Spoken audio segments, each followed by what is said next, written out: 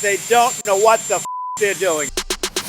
Daddy, daddy, daddy, The daddy, the daddy, the daddy, daddy, daddy, daddy, daddy, daddy.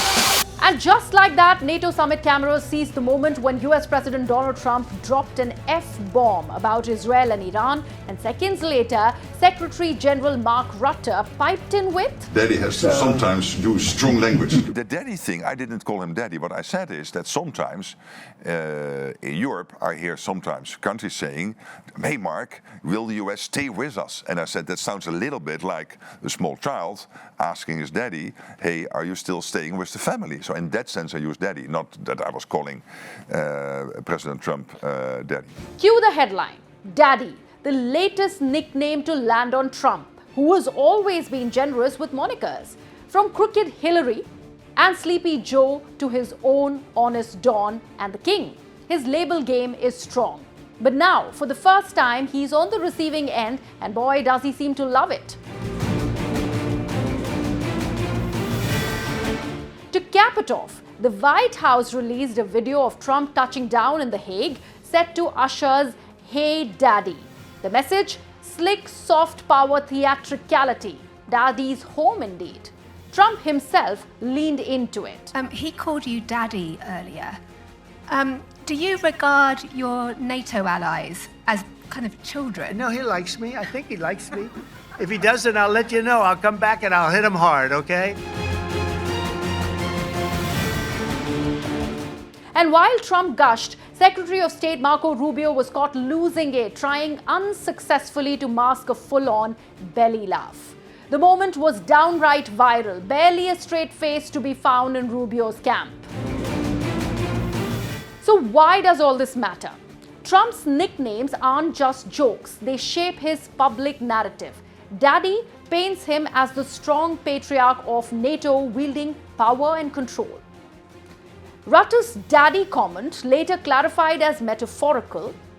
The daddy thing, I didn't call him daddy. What I said is that sometimes in Europe, I hear sometimes countries saying, hey Mark, will the US stay with us? And I said, that sounds a little bit like a small child asking his daddy, hey, are you still staying with the family? So in that sense, I use daddy, not that I was calling President Trump daddy.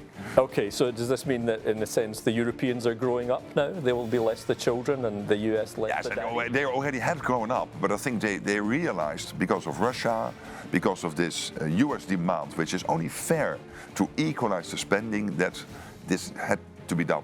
This, however, was met with mixed reaction back in Brussels. Flattery or fear?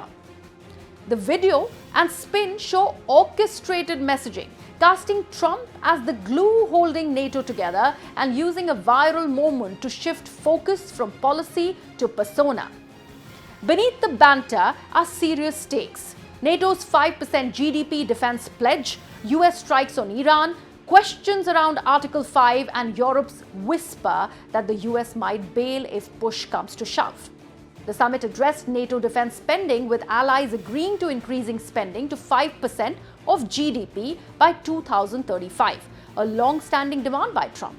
This marked a significant shift from NATO's prior 2% benchmark, one Trump had frequently blasted as insufficient. During his first term, he lambasted allies for, quote, freeloading, threatening to withdraw from the alliance if Europe didn't pay its fair share. The 5% target, once considered politically unrealistic, was now being embraced as the price of continued US leadership under Trump 2.0.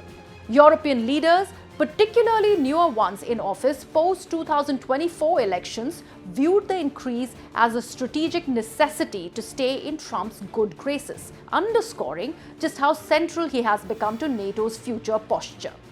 Analysts describe the move as a historic recalibration, driven not by consensus but by Trump's coercive leverage. So this wasn't just a nickname drop. It was a calculated branding moment at a high-stakes summit.